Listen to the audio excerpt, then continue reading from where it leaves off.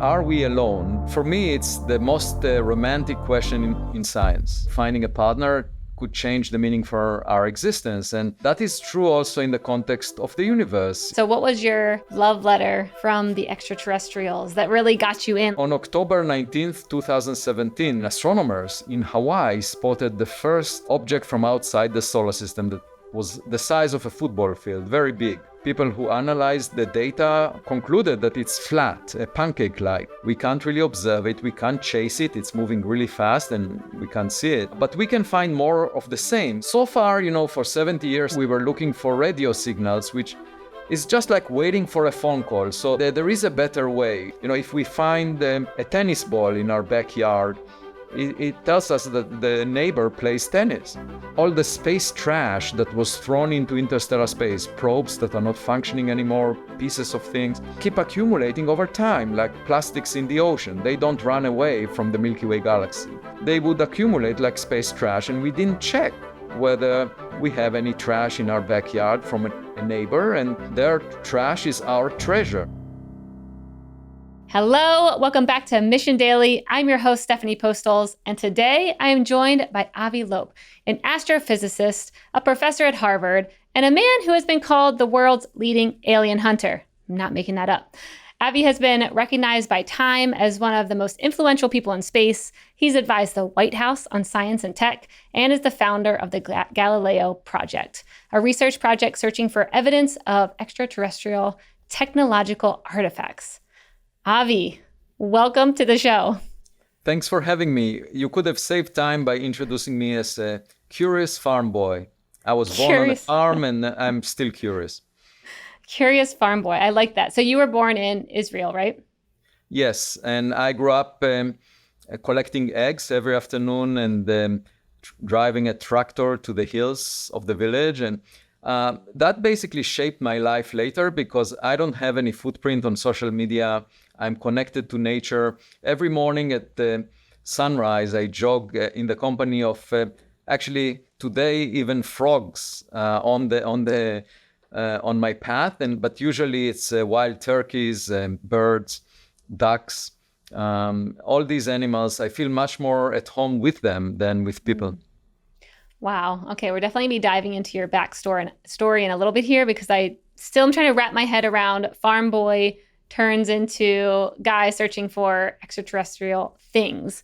So we will definitely be getting into that. Yeah, it's not very different in the sense that what lies beyond Earth is not contaminated by humans. And I feel that it's an extension of Henry Thoreau's excursion to the Walden Pond, which is close to where I live. He basically argued that we should go back to nature. And for me, going back to nature is actually becoming interstellar. Wow. Okay. So going back to nature is becoming interstellar. Well, now I feel like we just need to go there. Just need to start there. What does that actually look like to you? Because when I think about interstellar, I mean, that could mean anything. It could just mean going to a couple planets. It could mean going to like the greater consciousness. I mean, what are you thinking when you're talking about going interstellar? Well, for me, it's the most romantic question in science. Finding a partner in interstellar space. From our private lives, we know that finding a partner could change the meaning for our existence. And that is true also in the context of the universe, because many of the people working right now on the study of the universe, they think of it as a collection of elementary particles, lifeless entities. And that's the reason why we feel lonely in the cosmos and why we think that we might be alone. And that's why Enrico Fermi, the famous physicist, asked 70 years ago the question, where is everybody? But this is a question that lonely people ask. And the advice we give them is that you should become proactive. You should be equipped with a to-do attitude and leave your home and at the very least look through your windows for a partner. You are not that attractive that everyone will come to you when you need them to. And they might not even recognize that you're lonely. And, we should apply this advice to scientists like Enrico Fermi because he didn't build a telescope to search for any aliens or extraterrestrials. He just asked the question, where is everybody? And that's presumptuous of him.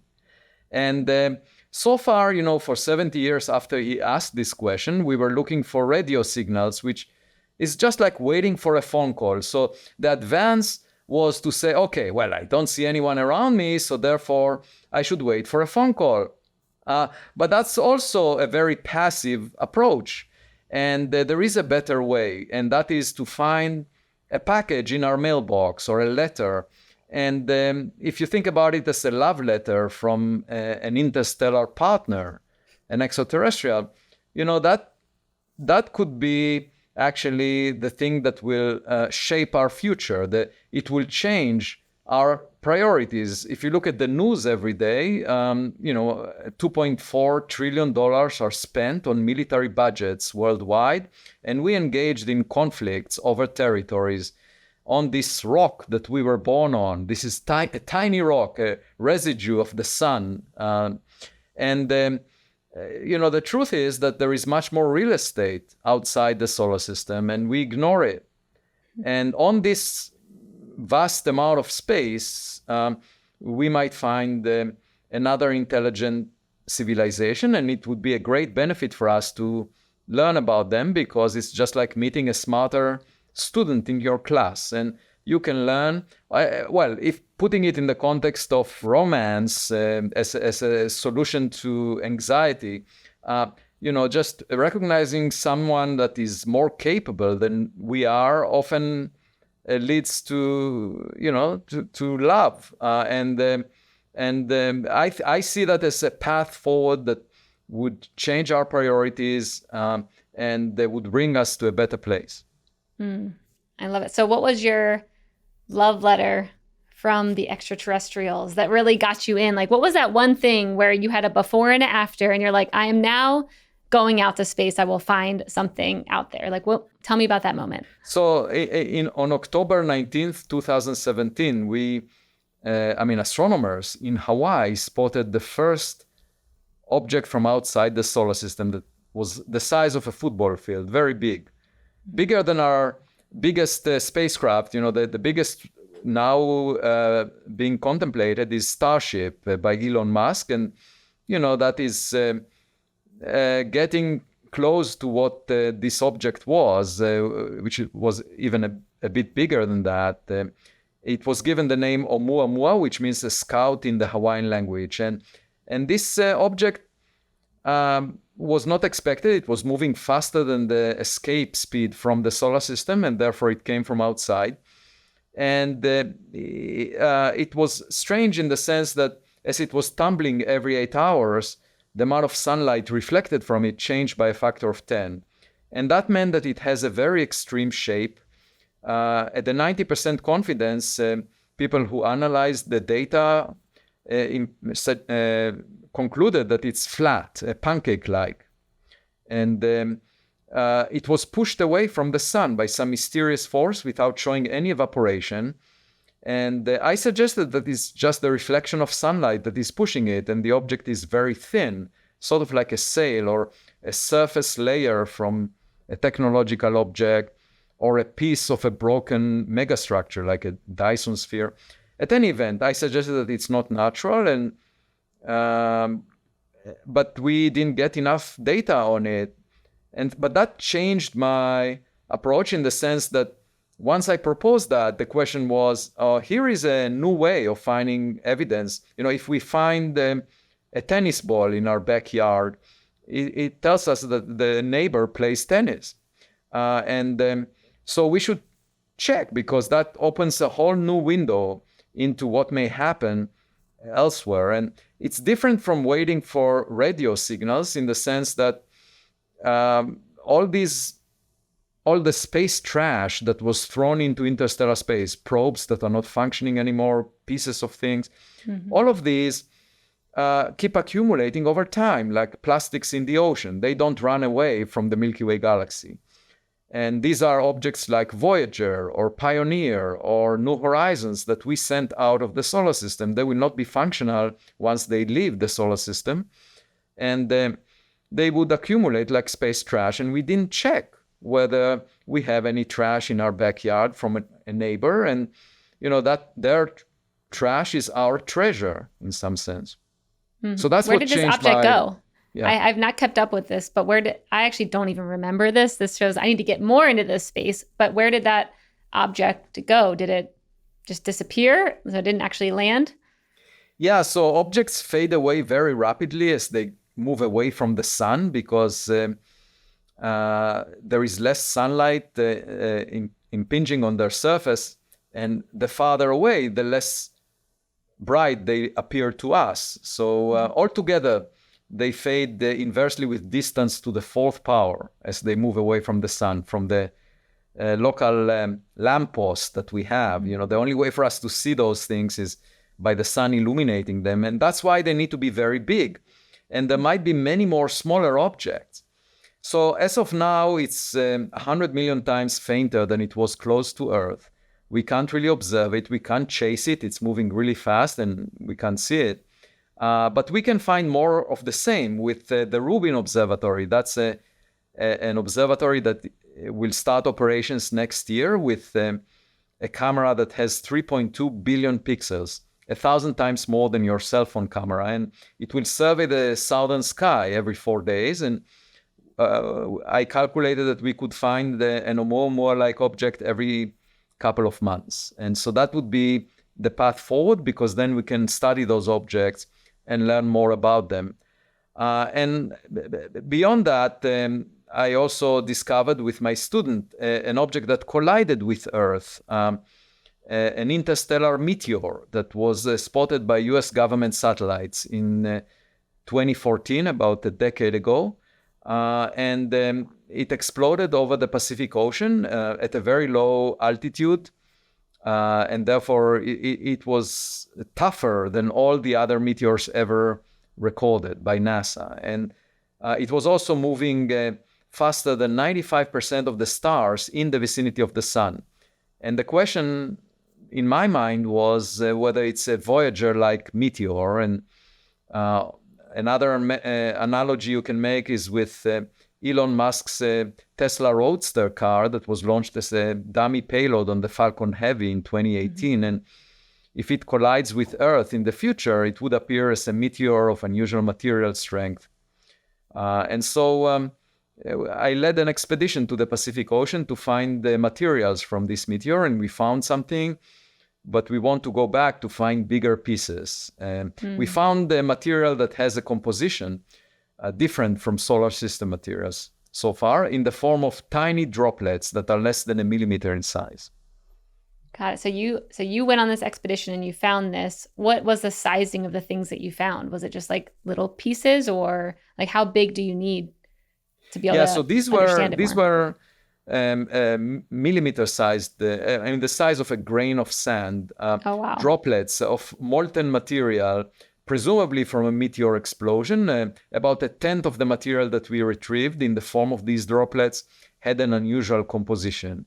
And if you take your laptop and put it in a fireplace, you will get some molten droplets that will tell you the composition is unusual. But it will not tell you whether the object that you put in the fireplace was artificial or natural. For that, you need to find the pieces of the object that will tell you whether it came from a rock or something else. And that's what we hope to do in the next expedition to the Pacific Ocean. It will cost $6.5 million. We are now in the process of seeking a funder. And the hope is that if we find more from the wreckage of the original object, we could find something like the engine of an interstellar car that will tell us that Elon Musk was not the most accomplished space entrepreneur since the Big Bang, 13.8 billion years ago. So do you feel like now that you're in, it feels like we're in such a different space compared to 2014. Like now we have all these things around AI. You can run through data really quickly. You can probably figure out the composition of anything really quickly. Do you feel like you're just differently equipped now where, you can upload the composition of something, a material, and it'll instantly go through every database of every material we've ever had on the planet ever before. And you would know a lot quicker whether it's, something that we just don't know what it is, or like give you more hints at a more rapid pace. In this context, I'm still relying on human intelligence more than AI, because AI systems still hallucinate. They're not very different from summer interns that I work with. You really need to train them a lot before you can trust them. But in the context of interpreting AI systems, so if there are any functional devices visiting Earth and they're seeking something and they will send us signals, I think we will use AI systems to interpret other AI systems. And that would be fascinating. At the moment, in doing science, AI is useful for large data sets. So, for example, I'm leading the Galileo Project. In addition to the expedition that I described, we built an observatory at Harvard University that is surveying the sky, the entire sky, all the time, and looking for unusual objects.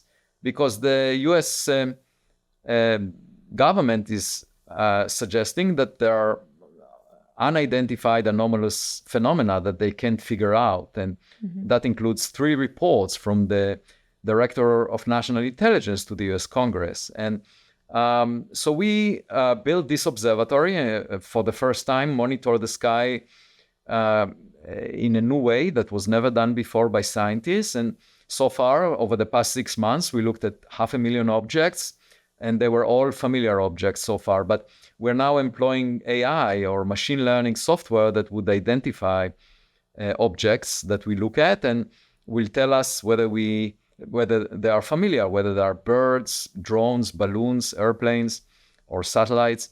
And in fact, just a few days ago, I went over some data with my postdoctoral fellow, and he showed me that the human eye misses objects that the AI system is able to find. So in that sense, AI is very helpful, not so much for literature search, but more for identifying objects in the sky. And we are using the latest versions of such software.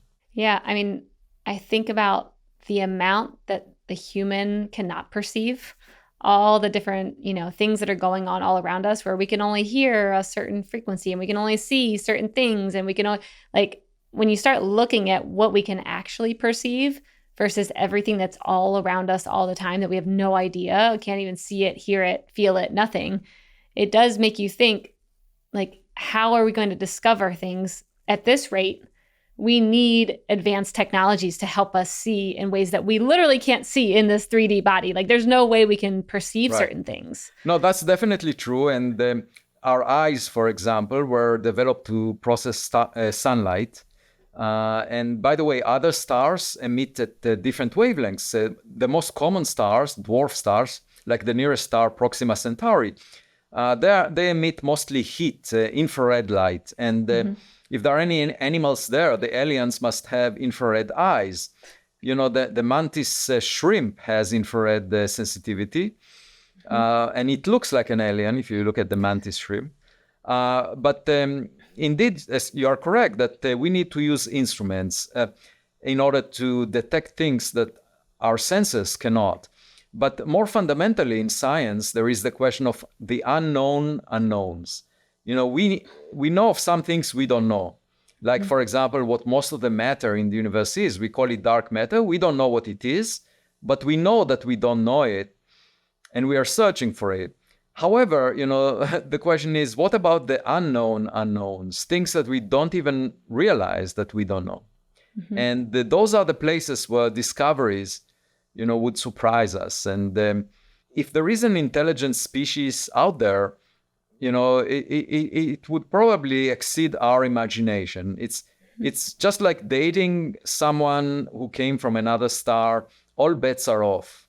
And that's why I think we should be open-minded and not assume that we know the answer in advance, not rely on science fiction. This is the way science should be done, without the fiction part, by collecting evidence and not guessing what it might look like.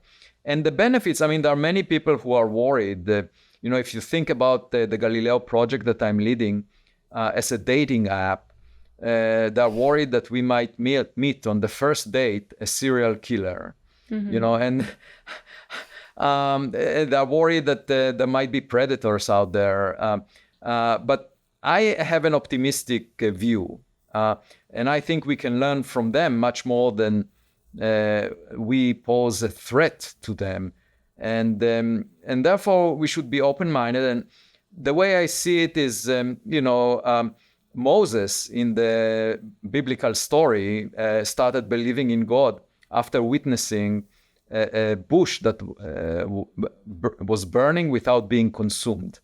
And that convinced Moses that God exists. Today, you can buy online a lot of gadgets that would have impressed Moses even more than a burning bush. And that means that, there are technologies of our future that would look like miracles to us today. And perhaps those aliens developed those technologies. Moreover, if they understood how to unify quantum mechanics and gravity, they might understand the recipe for making a universe. They might know the answer to what happened before the Big Bang. And if they if they have quantum gravity engineers that are capable of creating a baby universe, they can apply for the job description of God. If you look at the religious texts, that's the job description. If you are able to create a universe, you're practically God. And it's possible that they are out there and that we can meet them and that we would be filled with religious awe as soon as we see the kind of miracles that they produce. So here is another important aspect of this, which is that, meeting something that has superhuman capabilities could bring together religion and science. So I oftentimes wonder if we're looking for things in a way that we can understand. Because in one frame of thought, I've had different experiences happen where I've seen different levels of consciousness and how we might be looking for this 3D alien figure and we're expecting to go to them and get answers and say, how did you build this thing? How do you create a universe? As if they're just going to talk with us the same way. And they're just going to give us all their information as if they even want to reach us. So in one way, it's like it feels like we are looking for something that's similar to us, that's just slightly more enlightened than us, to come and give us answers to our 3D problems down here on Earth. But from what I've seen in a myriad of ways is that it's not a human-like being out there. It is a consciousness. It's a frequency. It's not them living on some other planet where they are having flying cars. It's literally just like an energy of the universe that it's all of consciousness. And I don't know if you know where I'm going with this, but it's not just looking for a little alien figure who's like smart and driving a spaceship. That's true. How do you weigh the conversations of consciousness and it not being a thing? It's no thing. How do you take that and then also say, I want to go and find this and get answers? Like, how do you balance this? Yeah, very simply, I'm a down-to-earth person. So the way I approach it is by basically looking for something that is not familiar. So in the context of objects near Earth, we are familiar with birds and human-made objects, and I want to see if there is anything other than that. But you can also think about phenomena that we cannot explain, not just objects, as perhaps a way of realizing that there is something that we didn't know. So anything that is surprising, that is not familiar, that looks anomalous, looks like an outlier, is of interest to me. And that's the way I approach it, rather than imagining something, because our imagination is very limited. And the one thing about intelligence that is superhuman that we need to understand is that we need to approach it with humility. When the philosopher Friedrich Nietzsche said in 1882, he said, God is dead. And after that, we had the hubris of science and technology for a century that gave us confidence that we might be the smartest and that there may be nobody out there. I think we need to bring back the sense of humility because there is a lot of room for improvement regarding human intelligence. You can see what happens to us here on Earth. And perhaps meeting a smarter neighbor would bring this very much needed sense of humility back to us. And then we would realize, look, we are all on the same boat, the Earth, sailing through space, and we should cooperate. We should work together rather than fight each other on some ridiculous, agenda that dictated by the politicians that lead us. They are not the best role models. Maybe we will find a role model from outer space that is much better than our politicians. That's my hope. So I'm really looking for a shock therapy because I don't see humans changing their behavior anytime soon.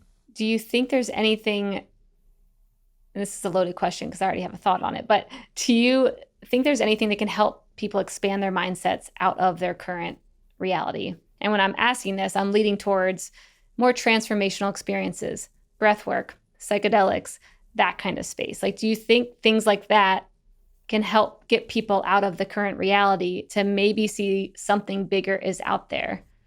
Right. So there are two ways to do that. One is to basically realize that there is much more to the universe than what we find on the surface of this rock.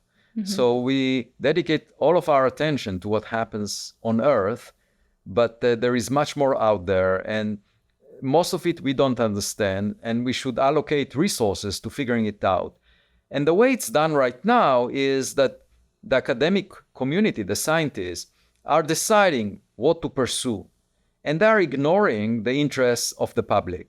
Mm-hmm. So, for example, billions of dollars are spent on the search for dark matter. I have no problem with that because I worked in cosmology for many years, and it's a very exciting question to figure out what most of the matter in the universe is. 85% of the matter in the universe is of a substance that we've never experienced. Mm-hmm. It's called dark matter. But it would have little impact on the daily lives of people if we figure that it's some weakly interacting particle. Mm-hmm. However, the question, are we alone, which I previously said is the most romantic question in science, I think will have a huge impact on the future of humanity because it will change our priorities, our aspirations for space. It could affect religious beliefs, and so forth. And for such an important question, I think we should at least allocate as many resources as we do for the search for dark matter. But, the amount of funds allocated to the kind of search that I'm doing is, a fraction of 1% of the amount of money allocated to the search for dark matter. And you ask yourself, why is that? And obviously it's because scientists divorced their interest from the public. And they let science fiction take over, and they let all kinds of speculations take over in the public's discourse. And they just leave it aside. And I think that's unfortunate. This is a question the public cares a lot about. If you were to ask taxpayers what they want to spend the money on, they would tell you this question is one that should weigh much more than what the dark matter is. Okay, so that's just an example. Then there is the aspect of perhaps, in addition to the method of science, perhaps we can get insights if we just remove ourselves from the physical reality that we experience all the time, and perhaps that would allow our minds to come up with new ideas and to explore things differently.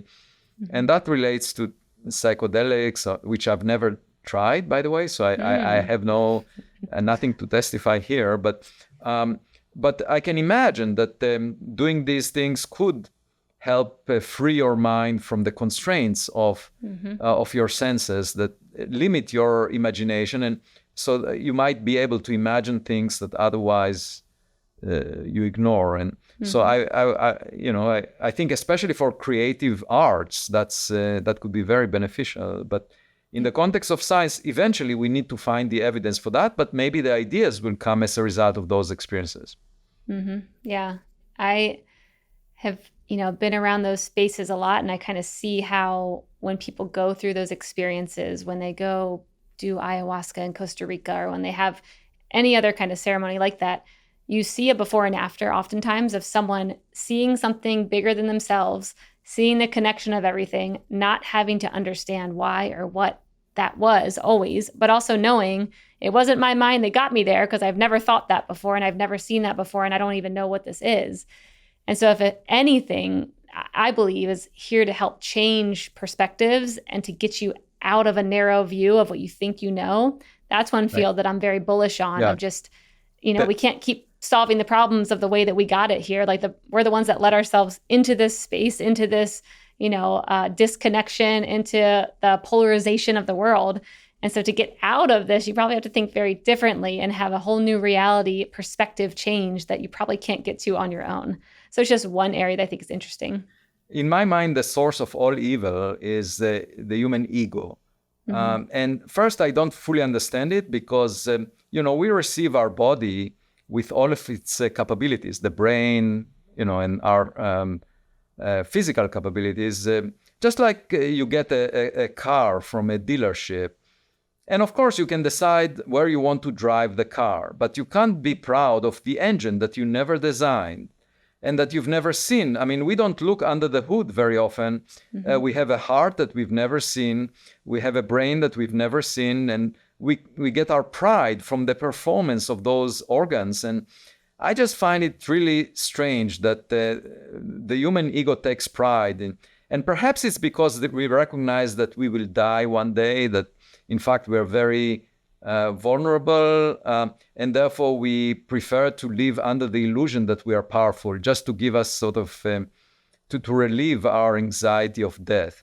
But, it's misguided because we should not feel proud of whatever we do as individuals, because we were never responsible for the design of our abilities. That's what we have, and we can just do the best we can in, using them, respecting other people.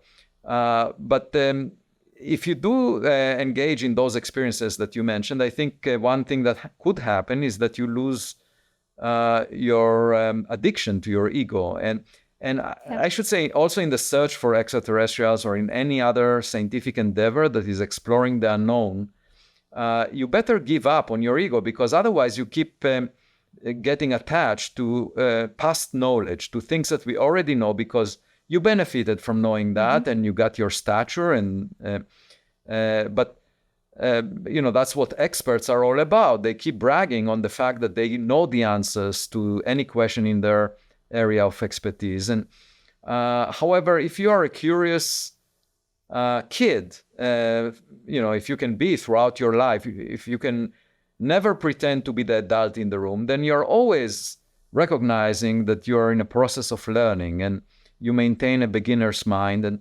that's what I meant by being a curious farm boy, that, people who know me from the time I was a kid will tell you that I haven't changed much. I love that. So in the space that you're in, do you feel like a lot of your peers agree with you, or do you have a lot of doubters?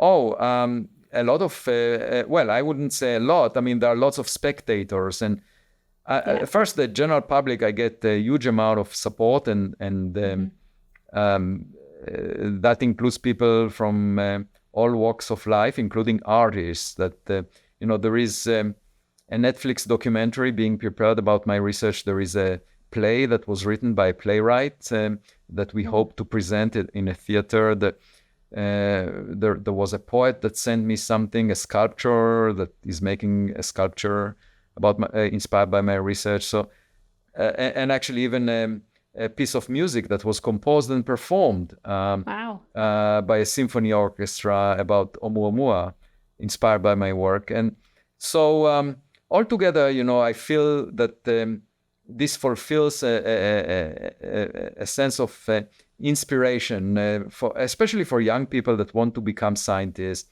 Just doing science the way it should be done, with an open mind, collecting evidence. We went to the Pacific Ocean. It was very tedious. It was a lot of work, more than a year.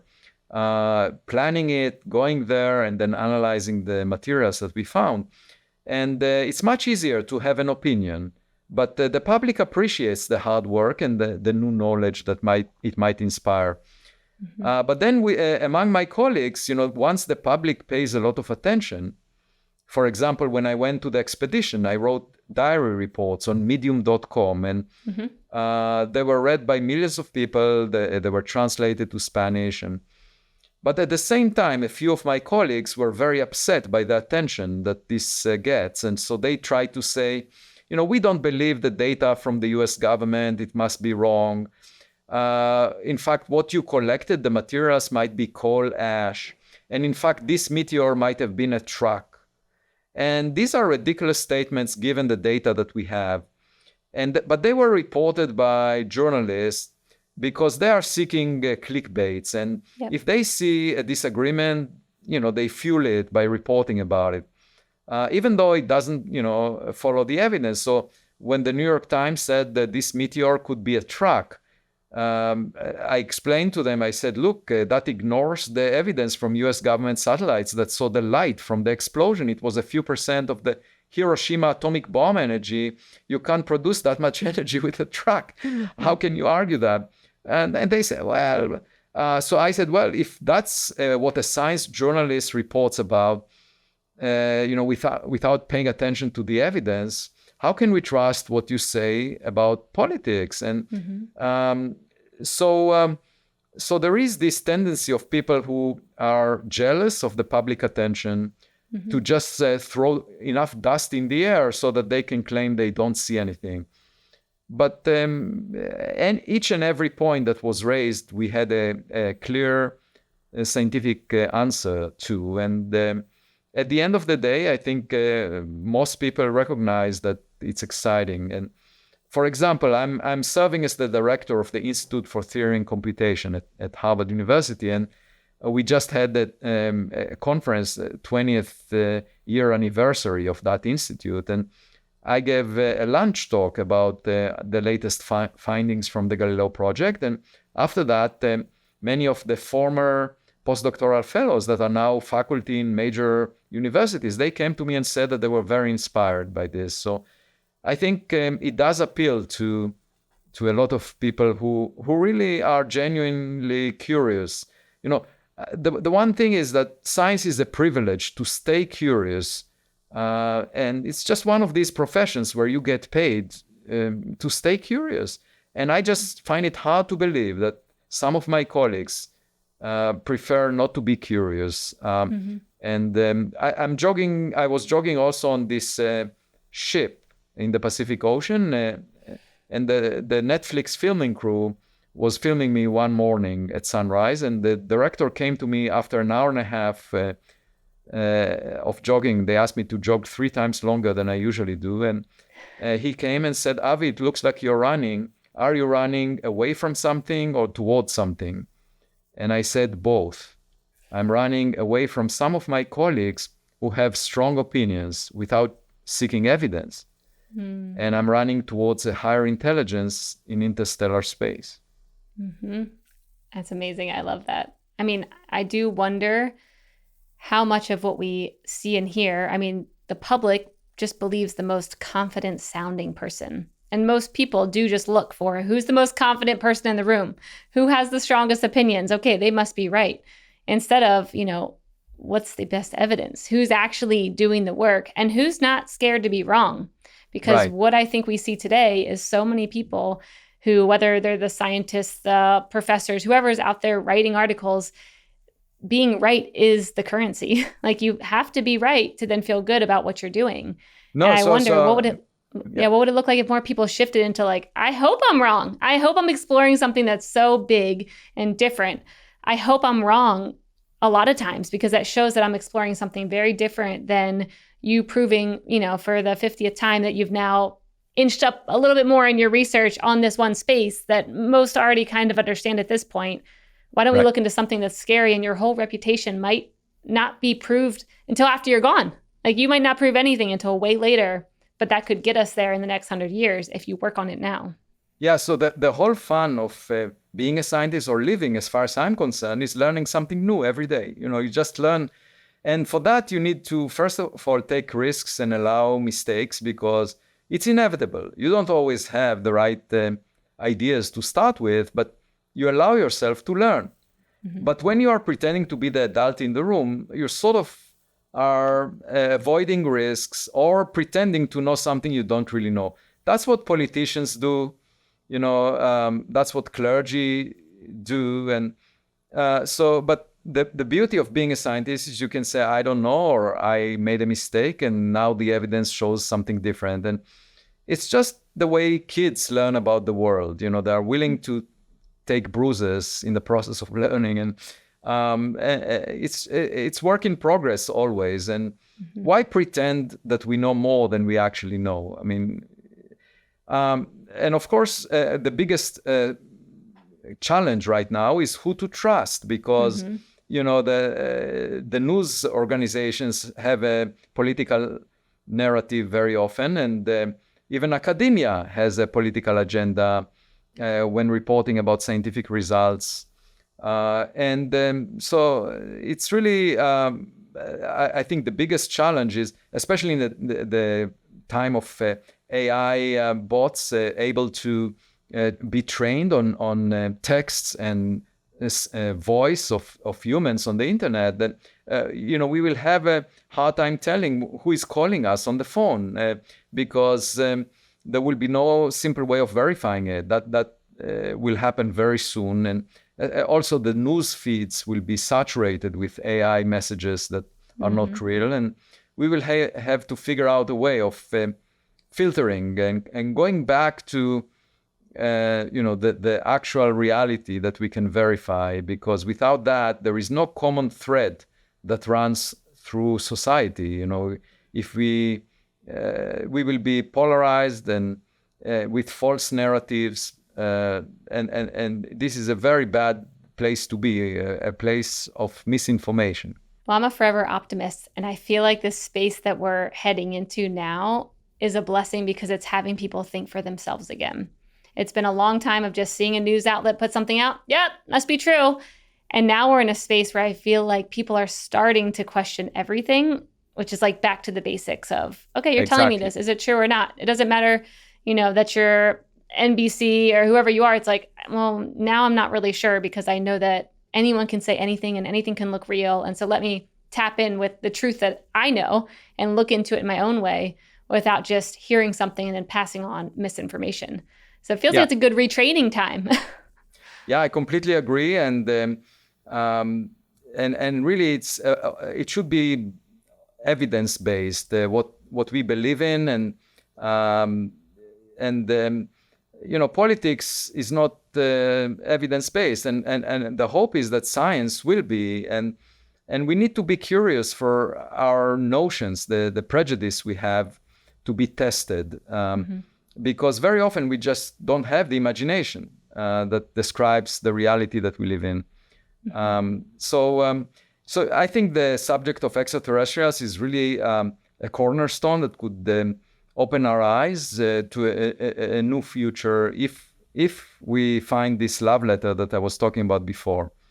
And I was just thinking today that when people die, we often put a tombstone, a piece of stone, and we engrave their most important accomplishments in a few words on that tombstone. But this is a very primitive approach, because it doesn't carry much information, and the information is fixed about the person's life. And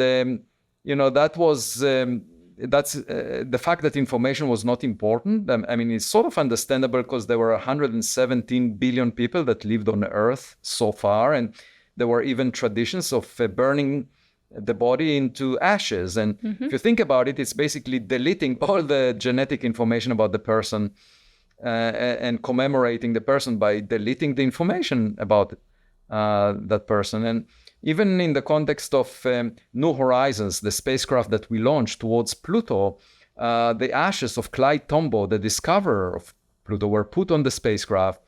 And I think it's very embarrassing for intelligent civilization to do that. If you really want to commemorate a person, you want to include as much information as possible about the person. So you would put an AI avatar that was trained on the person's appearances or electronic record. And I think that's much better than a tombstone or ashes to represent the person. So I was approached actually by a company that asked if they can create an AI avatar after me, and I said, well, it may save me time because I won't need to appear on podcasts. I can send the avatar to podcasts and continue to do my research on the side. There you go. Yeah, I've actually thought of that one time when I saw a graveyard, and I was like, it'd be very interesting to walk by these tombstones and have a story about that person where like it's them and they pop up and they talk about their life, because it's just so easy to walk by these tombstones. I don't know who these people are. I have no connection.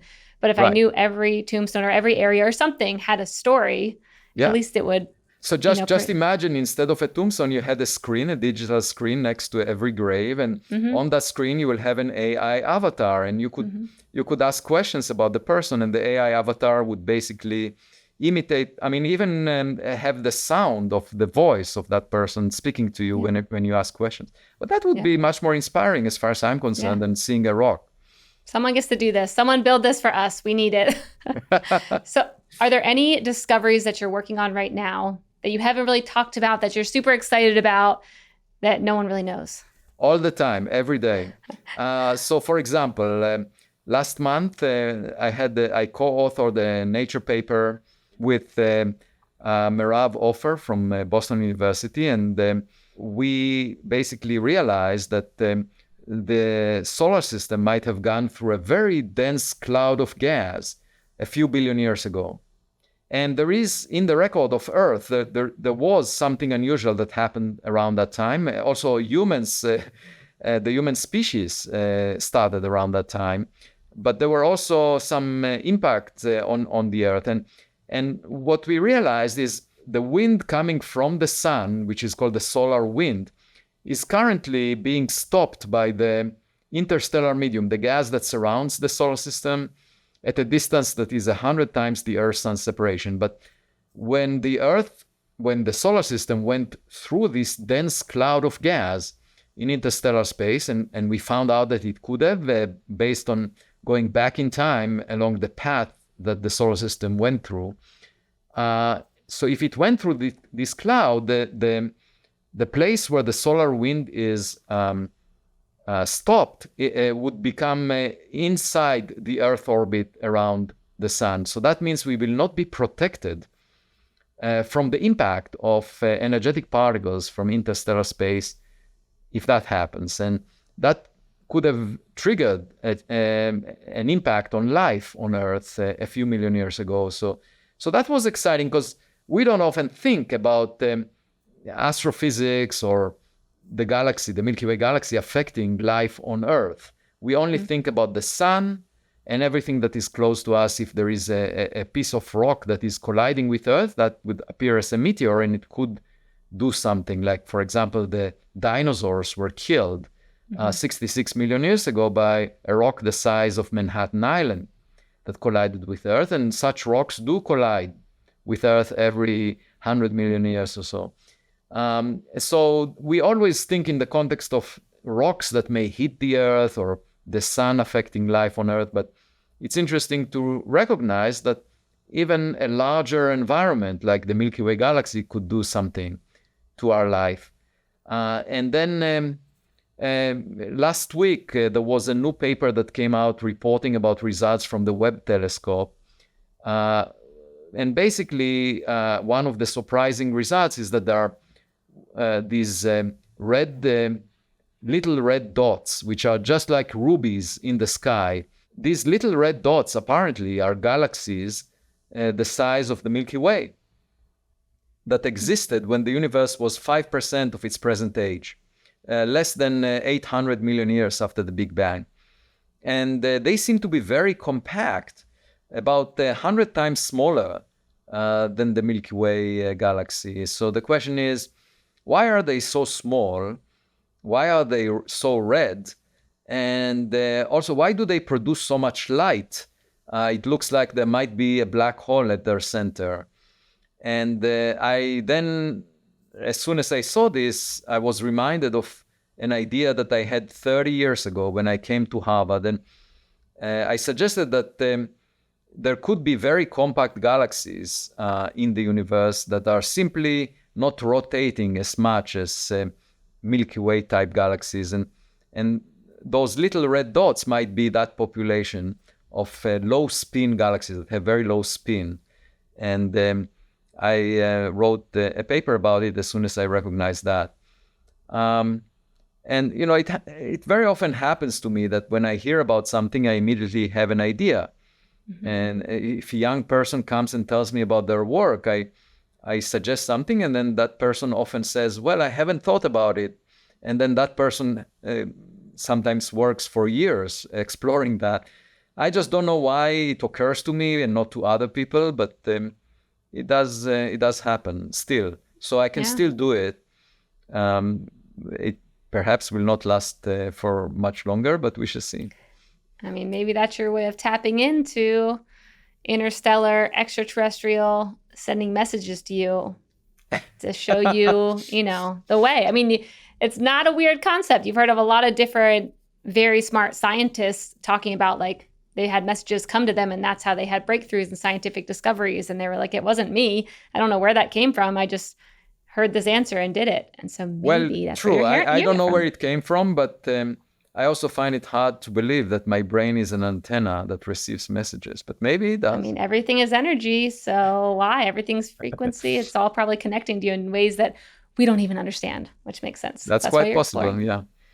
I love it. All right, well, we are going to move on to the lightning round now. I love this section because I get to ask you a question, and then you just say the first answer that comes to the top of your mind in under a minute. Are you ready?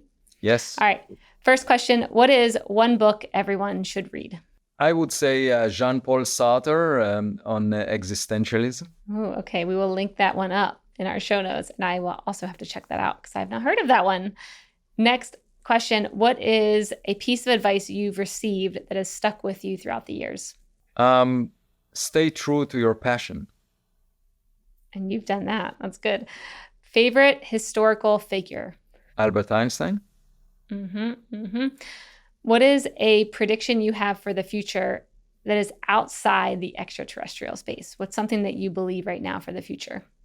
That we might meet superhuman intelligence in the form of artificial intelligence that we produced here on Earth before we find extraterrestrials. And, it's an alien intelligence in the sense that it's made of silicon, not flesh and blood, the way the brain is. And it consumes gigawatts of power, not tens of watts as the human brain does. And it operates at the speed of light rather than the speed of chemical reactions among synapses in the human brain. So it's much faster. So I argue that it's actually alien intelligence. And that's what we should use AI for rather than artificial intelligence.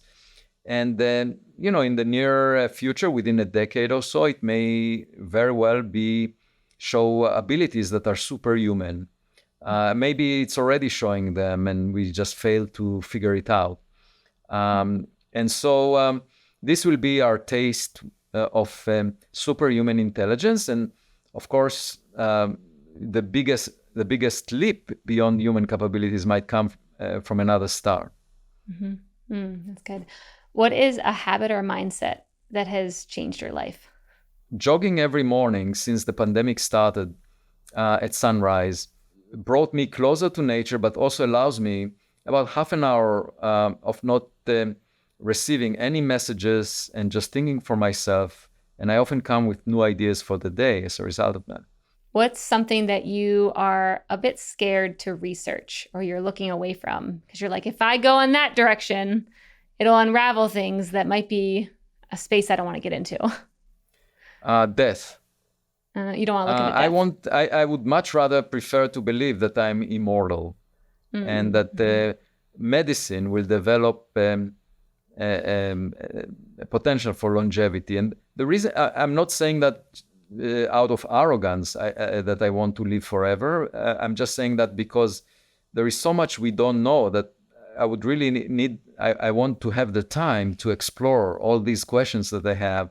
And just dying is the end of it. And I always, as a kid and later, I always hated funerals. And I hated thinking about the end.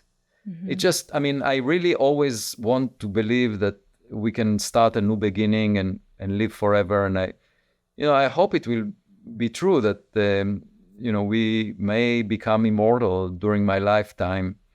And if we don't, I could, of course, maintain some longevity through my books, the writings that I wrote, and through an AI avatar that will be created in my image, or through my daughters, that carry half of my DNA. But one way or another, I want something to live forever. I'm sure that's a very common answer. Last question. What is something that most people believe, but it might just be good marketing? That we are not alone, that there is someone out there, and that there will be a positive answer to this romantic question, who is out there, that it's someone that is better than us, that we can fall in love with and imitate. Love it. Well, Avi, thank you so much for coming on Mission Daily today. Where can our listeners, our watchers, find out more about you, your research, your projects, everything that you're up to? Where can they go? I post essays on medium.com almost every couple of days. And I have a professional website at Harvard University, including a website on the Galileo Project. In addition, I have published 2 popular level books, Extraterrestrials and Interstellar. And I'm now working on 2 new books related to the expedition, one for young adults and the second for adults.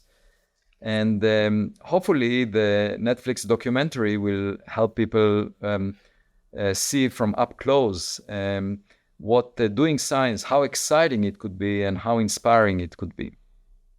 That's awesome. Well, we will link up many of those things. And thank you for joining me today, answering all my questions. This has been awesome. Thanks for being a guest. Thanks for having me. It was a great pleasure.